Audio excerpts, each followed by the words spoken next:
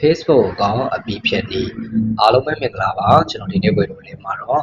ကျွန်တော်တို့အသုံးပြုနေ Facebook ကိုအသုံးမပြုချင်တော့တဲ့အခါအပြီးဖြစ်တဲ့နည်းလေးကိုမျှဝေပေးပါမယ်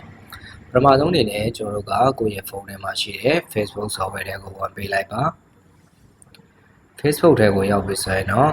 ကိုဖြည့်ချင်တဲ့အကောင့်တွေကို login ဝင်လိုက်ပါ login ဝင်လို့ပြီးသွားပြီဆိုရင်တော့ကိုဖြည့်ချင်တဲ့အကောင့်ရဲ့အပေါ်ညာဘက်တောက်မှာရှိတဲ့ menu ၃ကြောင်းဝင်နေပေးလိုက်ပါ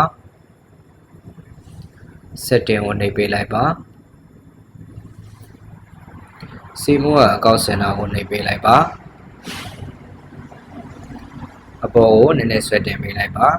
personal detail ဆိုတဲ့စာကြောင်းလေးတွေကိုဝင်ပေးလိုက်ပါပြီးတော့ရင်တော့အကောင့် ownership and control ဆိုတဲ့စာကြောင်းလေးကိုနှိပ်ပေးလိုက်ပါ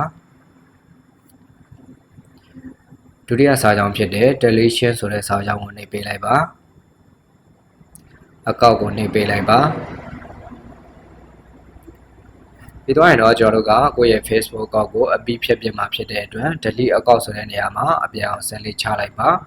ပြီးတော့ရင်တော့ continue ကိုနှိပ်ပေးလိုက်ပါဒီနေရာမှာကိုကြိုက်နေတဲ့စာကြောင်းတစ်ခုကိုရွေးလိုက်ပါရွေးပြီးသွားရင်တော့အပြောင်းဆက်လေးချလိုက်ပါပြီးတော့ရင်တော့ continue ကိုပဲထပ်ပြီးတော့နှိပ်ပေးလိုက်ပါ continue ကိုပဲနှိပ်ပါဒီလိုမျိုးပေါ်လာပြီဆိုရင်တော့အပေါ်ကိုဆွဲတင်ပေးလိုက်ပါ continue ကိုပဲထပ်ပြီးတော့နှိပ်ပေးလိုက်ပါဒီလိုမျိုးပေါ်လာပြီဆိုရင်တော့ကိုယ့်ရဲ့ Facebook အကောင့် password ကိုရိုက်ထည့်ပြီးတော့ continue ကိုနှိပ်ပေးလိုက်ပါပြီးတော့ရင်တော့ delete အကောင့်ဆိုတာလေးပေါ်လာပါလိမ့်မယ် delete အကောင့်ဆိုတာလေးကိုနှိပ်ပေးလိုက်ပါဒါဆိုရင်တော့ကျွန်တော်တို့ရဲ့ Facebook အကောင့်ကိုတစ်လအတွင်းပြန်မဝင်ဘူးဆိုရင်ကျွန်တော်တို့ရဲ့ Facebook အကောင့်ကလုံးဝအပြီးပြတ်သွားမှာဖြစ်ပါတယ်အားလုံးပဲအဆင်ပြေကြပါစေဗျာ